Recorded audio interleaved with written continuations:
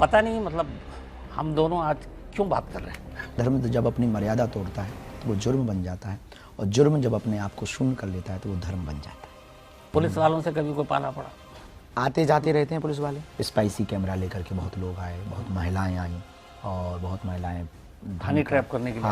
हाँ, बहुत लोग। और ऐसी जगह बैठती थी कि ताकि वो हमारा ध्यान उनकी तरफ खींचे। और हमारे सामने भी 3 अवरोध हैं। वो है स्त्री, ब्लैक मनी और गंदी पॉलिटिक्स। एक घोड़े पे बैठा हुआ आदमी नुकीला लेकर के हमें मारने की कोशिश करता। एक ब्लू कलर की लाइट गिरती है। कोई शक्ति थी या बिजली थी, और उस रात के बाद फिर हम कभी घर नहीं गए। कोई पुलिस वाला आया, बहुत दिन से ये केस नहीं सुलझ रहा है। एक छोटा बच्चा रात को गुम जाता है, और ध्यान करने के बाद हमने फिर से फोन लगाया और कहा कि जो आदमी अमुक आपके साथ खोज रहा है, इसी व्यक्ति को आप पकड़ो, ये बता देगा। हम किसी भी खेल में हारना पसंद नहीं करते। देश की कानून व्यवस्था मकड़ी के जाले की तरह है। डोनाल्ड ट्रंप साहब के बारे में क्या राय है आपकी? भाई, गुंडा को गुंडा ही बनाए रखने के लिए ये काम करने पड़ते हैं जो अमेरिका कर रहा है। जिसकी मस्ती जिंदा है उसकी हस्ती जिंदा है, वरना आदमी जबरदस्ती जिंदा है।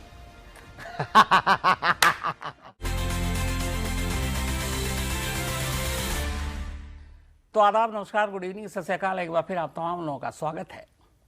कहते हैं कि जुर्म और धर्म 2 किनारे हैं, दोनों कभी आपस में मिलते नहीं हैं। लेकिन कई बार ऐसा होता है कि जुर्म में धर्म भी घुस जाता है और धर्म में जुर्म भी शामिल हो जाता है। अब एग्जाम्पल के तौर पर मैं पेशे से क्राइम जर्नलिस्ट, पूरी ज़िंदगी क्राइम रिपोर्टिंग की, और आज मेरे सामने एक धर्म की बहुत बड़ी हस्ती, संत बाबा बागेश्वर धाम के नाम से आप सभी इनको जानते हैं, इनको प्यार करते हैं। शास्त्री जी, महाराज, बहुत सारे नाम हैं। तो पता नहीं आज धर्म और जुर्म का ये टीवी वाला या फिर मीडिया का संबंध या संगम कैसा होगा, इससे ज़्यादा लीजिएगा भी मत इसको, ये आगे बातचीत से ही पता चलेगा। बहुत बहुत स्वागत, और सबसे पहले दिल से आपका धन्यवाद, शुक्रिया। पता नहीं मतलब हम दोनों आज क्यों बात कर रहे हैं।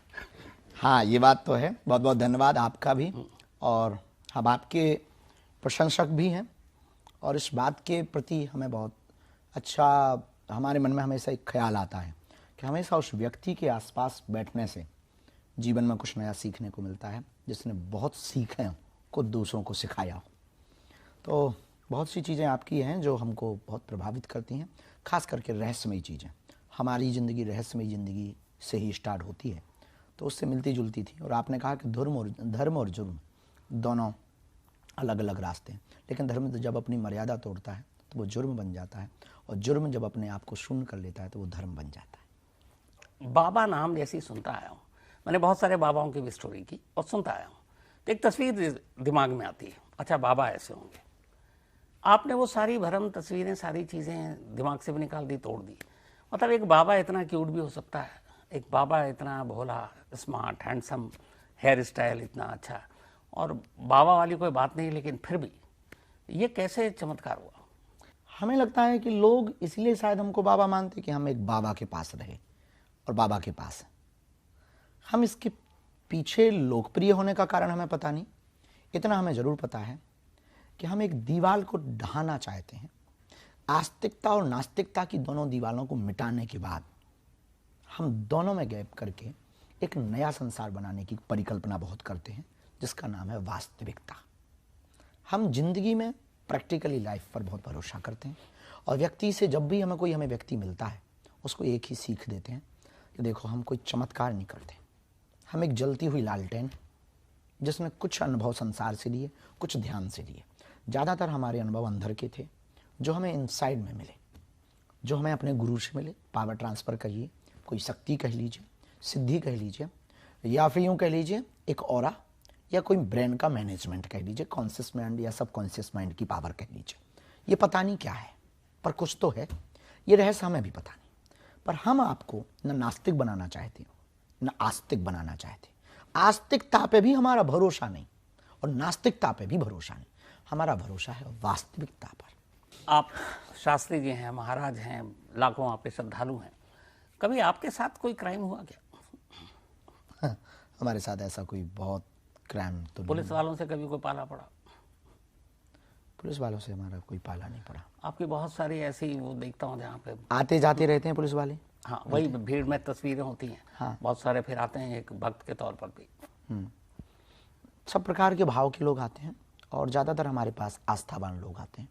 दो प्रकार के लोग हमारे सामने होते हैं, एक वो जो हम पर भरोसा करते हैं, एक वो जो भरोसे के कगार में है, संदेह की नज़र से देखते हैं।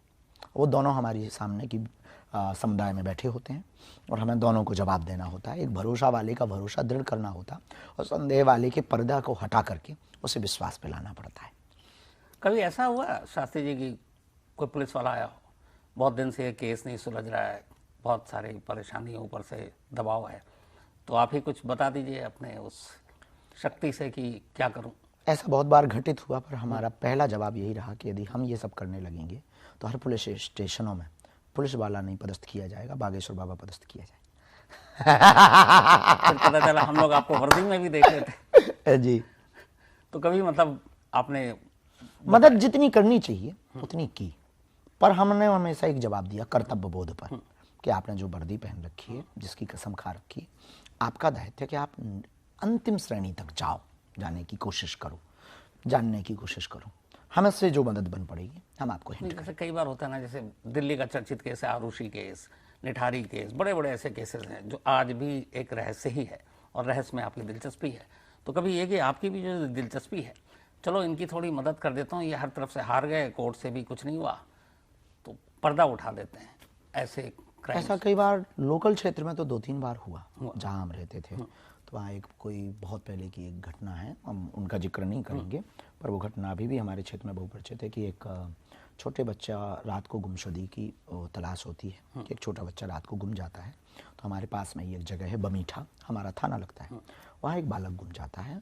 और वो बालक जब गुमता है तो उस वक्त के एक बहुत पुलिस के आला अधिकारी हमारे बहुत प्रिय थे, किस्मत से वो हमारे धाम पर थे। और दरअसल ज़्यादातर हमारा रात को मिलना जुलना ज़्यादा होता था, तो रात का समय था तो वो थे, तो उनके पास फ़ोन आता है, तो चाय का कप उन्होंने आधा छोड़ा, वो चले जाते हैं। और जब वो चले जाते हैं तो कोई उनके मित्र आए हुए थे, वो बैठे रहते हैं। 3-4 घंटे बाद जब मित्र, और हमें भी बहुत देर हो गई थी, जाना था सोने के लिए, तो हमने पूछा कि ज़रा पता करो वापस आएंगे, कोई काम ज़रूरी आ गया हो।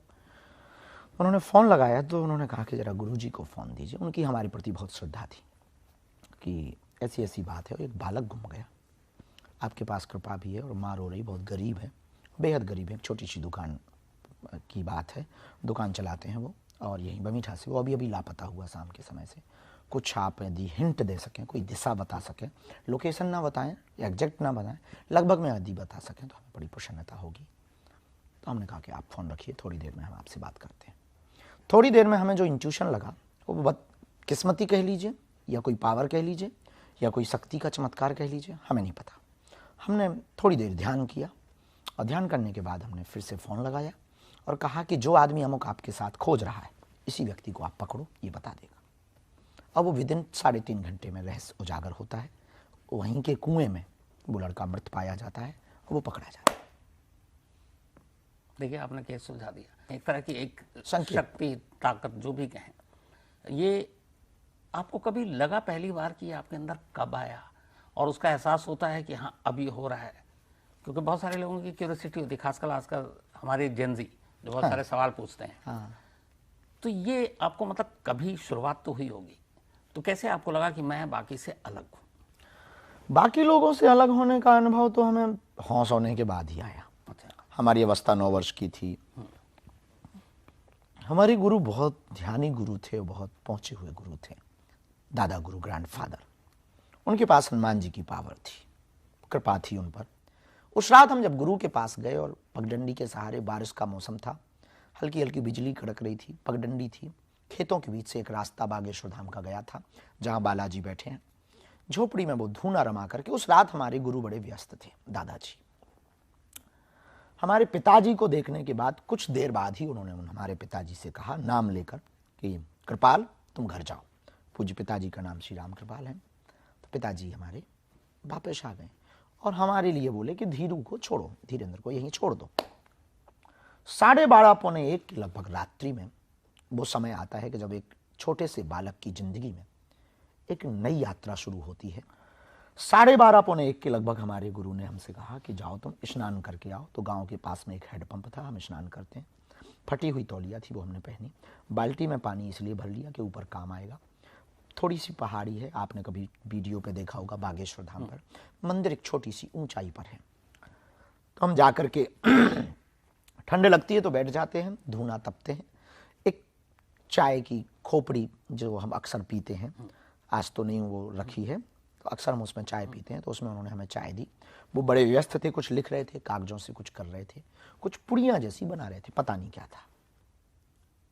यहाँ उन्होंने बाजू पकड़ी और 12:45 के लगभग वो मंदिर, छोटा सा मंदिर था, वहाँ गए। बारिश तो हो ही रही थी, हवा चल रही थी, ठंड भी लग रही थी। हम वो तौलिया ही पहने हैं और वो पूरे कपड़े पहने थे। वो एक पैर के बल पर खड़े हुए और 40 मिनट तक उन्होंने कुछ बोला। तो हम कुछ समझ नहीं पाए। एक ब्लू कलर की लाइट गिरती है। अब वो कोई शक्ति थी या बिजली थी या उनकी कोई लीला थी, ये कह पाना बहुत कठिन है हमारे लिए। आयु बहुत कम थी। तो हम डर जाते हैं और चिपक जाते हैं उनसे। तब वो ऐसी बड़ी जोर की थपकी मार के कहते हैं कि कह दो तुम हमारे और हम तुम्हारे। और उस रात के बाद फिर हम कभी घर नहीं गए, उसी स्थान पर रहे। परिवार आया, माँ आए, सबने कहा भी, पर फिर जा नहीं पाए। इसके बाद आपको एहसास हुआ कि आपके अंदर कुछ? उसके बाद हमें तुरंत कुछ एहसास नहीं हुआ। अच्छा। कई दिनों बाद एक बड़ी अजीब सी घटना हमारे साथ घटती है। और वो घटना ये घटती है कि हमको बिना सोच विचारे अपने आप इंट्यूशन मिलना स्टार्ट होते हैं। इंट्यूशन बड़े साधारण से होते हैं कि हम खेल रहे हैं तो ये बच्चा लड़ जाएगा। अच्छा। और वो लड़ जाता है। अब हम सोच रहे हैं कि अब स्कूल पढ़ते थे, तो कभी कभी स्कूल जाते थे, तो उस वक्त हमारे टीचर्स होते थे। डर के मारे वो बात नहीं बोल पाते थे, पर अब जैसे ही बैठे तो जरूरी नहीं कि रोज आए, पर कभी कभी इंट्यूशन आया कि अब ये आएंगे मैथमेटिक्स के ये टीचर इस विद्यार्थी को इस बात पे पीटेंगे। वो पिट जाता था। तो हम बड़ा चौंकते थे कि ये तो अपन को पता था। कभी अपने बारे में भी लगा था कि ये टीचर आ जाएंगे और आज मेरी बारी है? हाँ, पूछने पे तो कई बार लगा कि आज तो अपनी खैर नहीं। हमारी बुंदेलखंडी में कहते हैं खटिया खड़ी होगी बाबा। हाँ। और हो जाती थी। हमारी भी खटिया खड़ी हो जाती थी, कई बार डांट खाते थे। तो ये चीज हमको परेशान करती थी। तो हमने अपने गुरु को, 1-1.5 साल गुरु रहे, तो हमने अपने गुरु को बताया। तो वो कुछ खास जवाब नहीं दी। वो सिर पर हाथ रख के बोले कि ठीक है। तो एक सपना हमको परेशान करता था जो हमने अपने गुरु से शेयर किया। और ये बात हम शायद टीवी पर पहली बार जिंदगी में बोल रहे हैं। आज तक ये हमने सिर्फ अपने प्रिय 2-3 लोगों के अलावा किसी को नहीं बताई। वो बात ये थी भाई कि एक सपना हमको आता है, बहुत सपने कम आते हैं। एक सपना आता है, उस सपने में अब हमको लगभग पूरा कन्फर्म है कि हमारे पूर्व जन्म से संबंधित है। और उसके बहुत से हमको तथ्य प्राप्त हुए जिनकी खोज हम अभी भी कर रहे हैं। पूर्ण खोज पे होने के बाद इस बात को उजागर करेंगे। हम एक बहुत हमारी भौहें बड़ी सफ़ेद हैं, दाढ़ी भी बहुत सफ़ेद है, और हम भागते हैं। और हमेशा एक सपना हमें परेशान करता कि एक घोड़े पे बैठा हुआ आदमी नुकीला लेकर के हमें मारने की कोशिश करता। और हम दौड़ते हैं।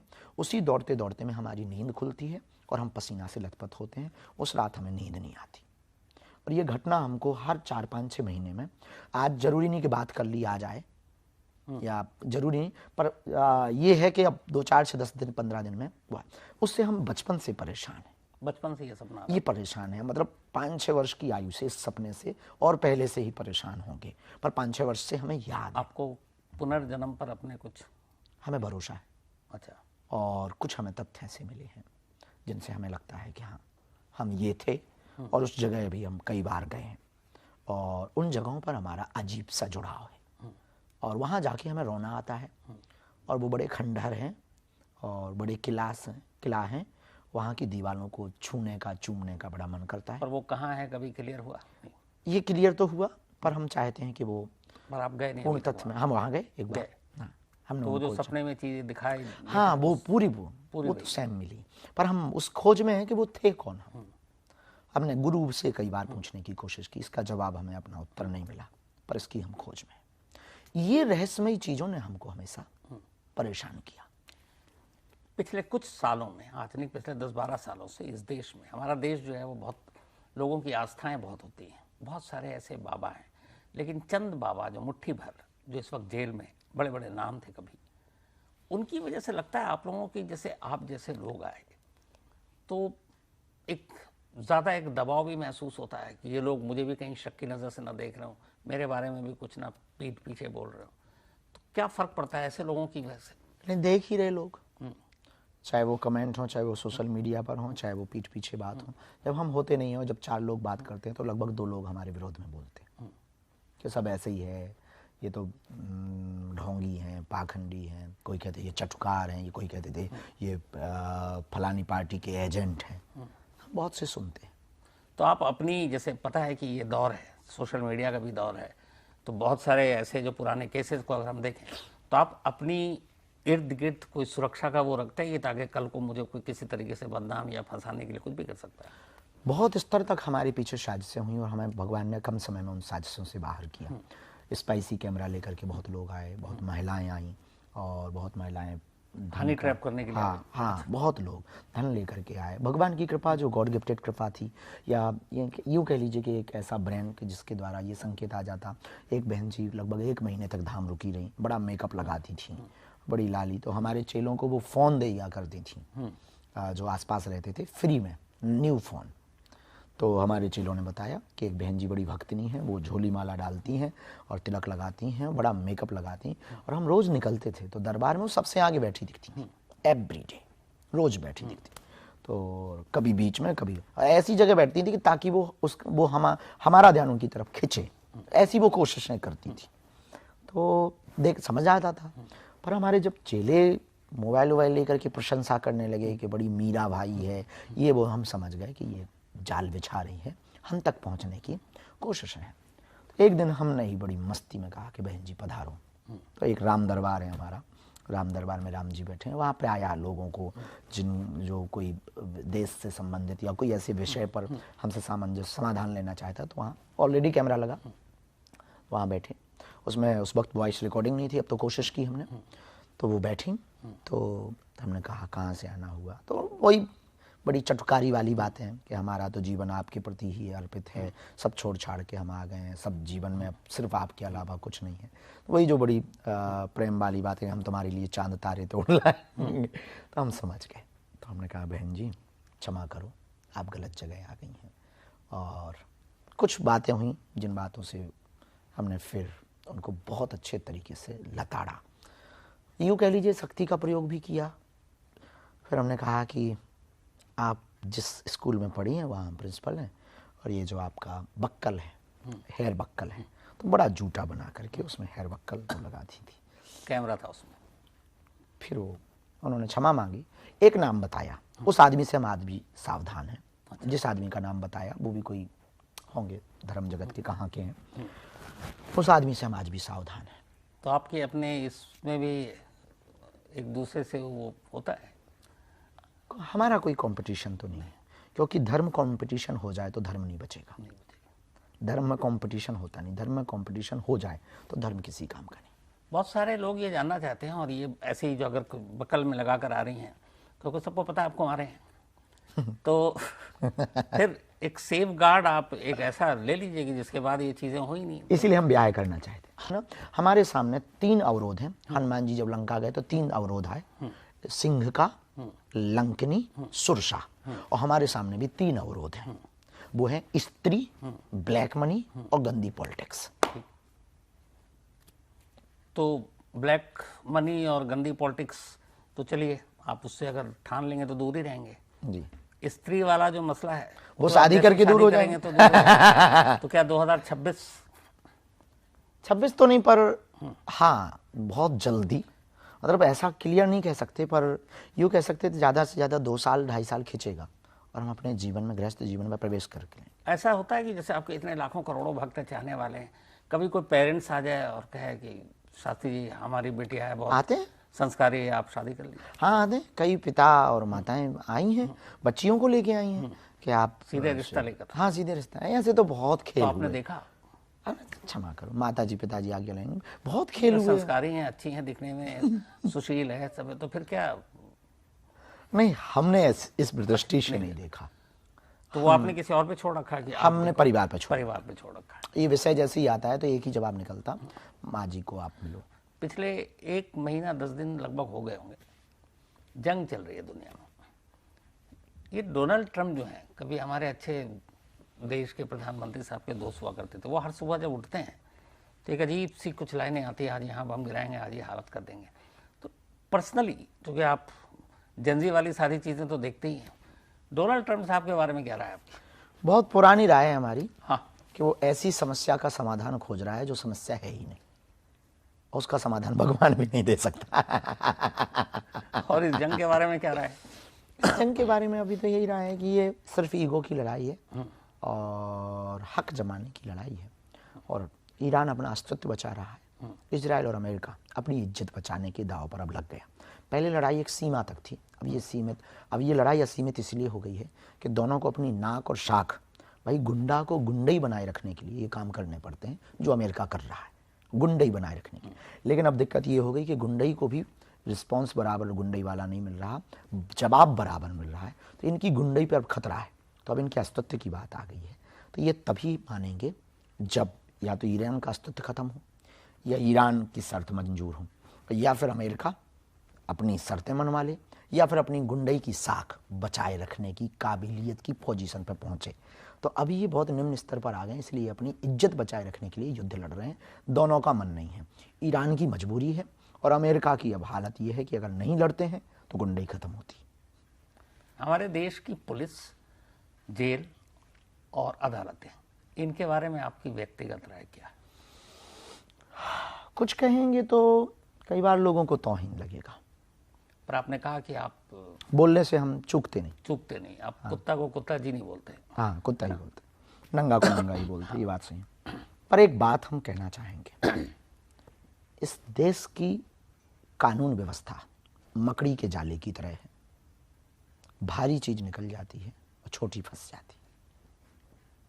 सही। वन लाइनर में यदि आप हमसे जवाब मांगे तो वर्तमान में इस देश की कानून व्यवस्था ऐसी है कि भारी चीज, पहुंचे हुए लोग, प्रसिद्ध लोग निकल जाते हैं, और उससे भी घटिया स्तर के जुर्म में लोग आजीवन कारावास पाते हैं। बड़े पहुंचे हुए लोग करोड़ों का घोटाला कर देश से भाग जाते और कानून को पता नहीं लगता, और 200 रुपया का जुर्म करने वाला 420 के मुकदमे में 15 साल की सजा खाता है। और एक वाकया जो हुआ तो उसके बाद हमारा तो हृदय बहुत पसीजा कि 37 साल बाद एक बुजुर्ग को 100 रुपया में बाइज्जत बरी किया गया। 37 साल बाद? 37 वर्ष लगभग हमको ऐसा, बिल्कुल सही। तो हमको वो वाकया याद है क्योंकि हम कहानियों पे बहुत भरोसा करते हैं और चीज़ों को पढ़ने में हमें बड़ा शौक है। और 37 साल बाद 100 रुपया के जुर्म में वो बाहर निकलता है और बाइज्जत बरी निकलता है। ये इस देश का कानून है। हम मानते हैं कि कानून त्रिकालज्ञ नहीं है, हमारे पास ऐसी उनके पास कोई पावर नहीं है, शक्ति नहीं है, पर यहाँ की स्लो शैली अदालत की बहुत घातक है। और यहाँ पर हमें लगता है कि अदालती कार्रवाई पर हम कोई भी टिप्पणी करेंगे तो हो सकता है कि न्यायपालिका की मर्यादा के खिलाफ हो।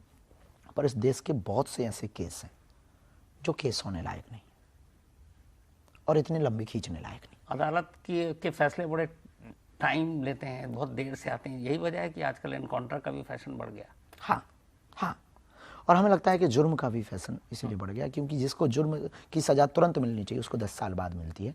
तब तक हो सकता है वो आदमी या तो निपट जाता है या वो आदमी सत्ता में आ जाता है, तो फिर उस पर कोई भी मुकदमा नहीं होता। आपकी इस हंसी का राज क्या है? इस हंसी का राज यही है कि हम अंदर कोई लोड नहीं रखते हैं। लोड नहीं रखते। हम बहुत स्वतंत्रता से जीते हैं और जो भी मिलते हैं हम उनसे भी यही कह देते हैं कि आपको हमारी बातें बुरी लगें तो आप अपनी भावनाएं बदल लीजिए, हम अपने कहने की भावना ना बदलेंगे। बहुत बहुत शुक्रिया। तो मुझे उम्मीद है कि आज बाबा बागेश्वर धाम जी के साथ जो पूरी आपने बातचीत सुनी, इसमें धर्म भी मिला और आपको जुर्म भी मिला। Thank you so much.